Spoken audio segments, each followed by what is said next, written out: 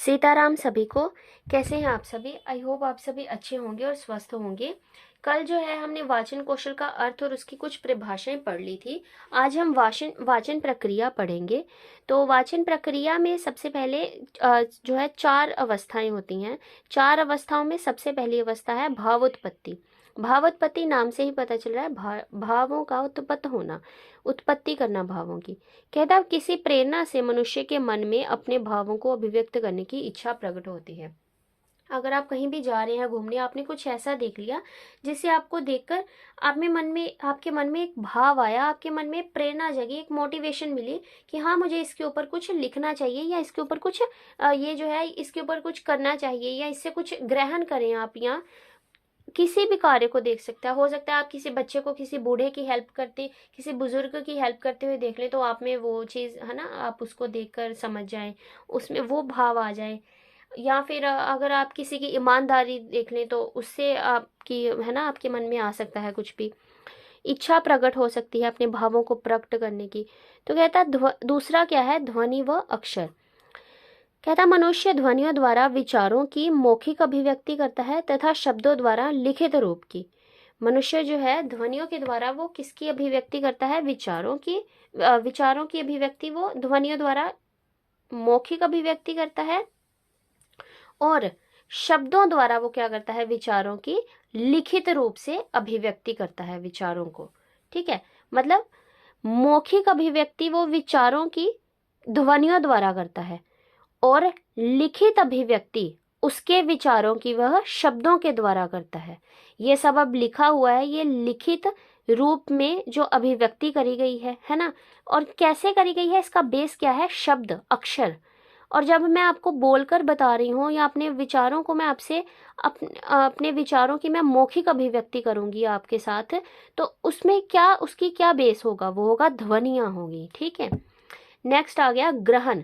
कहता मौखिक रूप से प्रकट विचारों को हम श्रवण द्वारा ग्रहण करते हैं। हम किसी ने मुंह से मतलब मौखिक अभिव्यक्ति करी, मुंह से बोला, हमने उसे सुना, श्रवण किया, और फिर क्या कर लेते हैं, ग्रहण करते हैं उन विचारों को।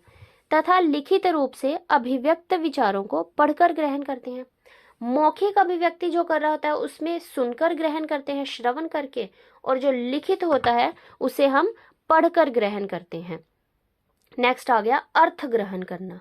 अब पढ़ तो लिया, उसको ग्रहण तो कर लिया, लेकिन उसका अर्थ जब ग्रहण करना है, कहता सुनकर या पढ़कर जब हम उसे समझते हैं अथवा उसका अर्थ ग्रहण करते हैं तो वह वाचन की क्या है, चौथी अवस्था है। जैसे मैंने बताया था कल भी, उन्होंने कहा था ना कि पढ़ना ही सब कुछ नहीं है। बस यही नहीं कि आप रीडिंग करी जाइए हम बिना मतलब से, और उसको समझे नहीं कि उसका गूढ़ रहस्य क्या है, उसमें वो कहना क्या चाहता है, उसमें वो क्या सीख दे रहा है।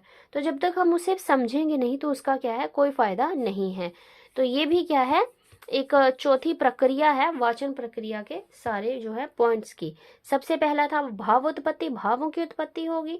दूसरा ध्वनि या अक्षर के माध्यम से उसे वो बोलेगा। जब वो ग्रहण करेगा, ग्रहण कैसे करना है, मौखिक है तो फिर हम उसे सुनकर ग्रहण करते हैं, लिखित है तो हम उसे पढ़कर ग्रहण करते हैं। उसके बाद चौथा आ जाता है अर्थ को ग्रहण करना। अब पढ़ लेना ही बस काम खत्म नहीं हो गया, हमारी जॉब वहीं खत्म नहीं होगी, हमें उसे समझना भी है, उसका लिखा क्या है, उसमें क्या शिक्षा दी गई है। अगर आपने ईमानदारी एक अच्छी नीति है ये पढ़ ली, लेकिन आपको ये चीज़ समझ ही नहीं आई कि ईमानदारी क्या है, अच्छी नीति क्या है, इसमें ईमानदारी को कैसे बताया गया है, कि क्या मतलब करने को कहा गया, ईमानदारी बरतनी चाहिए या नहीं बरतनी चाहिए, ये जब तक आपको पता ही नहीं चलेगा तो क्या फ़ायदा आपने, अगर ईमानदारी अच्छी नीति है, लकड़हारे की कहानी पढ़ी भी तो। ठीक है, तो ये 4 प्रक्रियाएं थी इसकी, तो ये आज हमने पढ़ ली है। अब नेक्स्ट में हम वाचन के भेद पढ़ेंगे। तो ये है जैसे भेद, उसमें क्या आ जाएगा, सस्वर वाचन, मौन वाचन और अध्ययन। उसके बाद सस्वर के भी क्या है, आगे 2 पॉइंट्स हैं, व्यक्तिगत और सामूहिक। ये भी फिर जो है हम कल पढ़ेंगे। इसको बहुत अच्छे से एक्सप्लेन करा गया है, मैं सारा का सारा आपको समझा दूंगी, और इस तरीके से हम धीरे धीरे जो है सारा ये भी चैप्टर ख़त्म कर लेंगे। तो आज के लिए अभी बस इतना ही। बहुत बहुत धन्यवाद।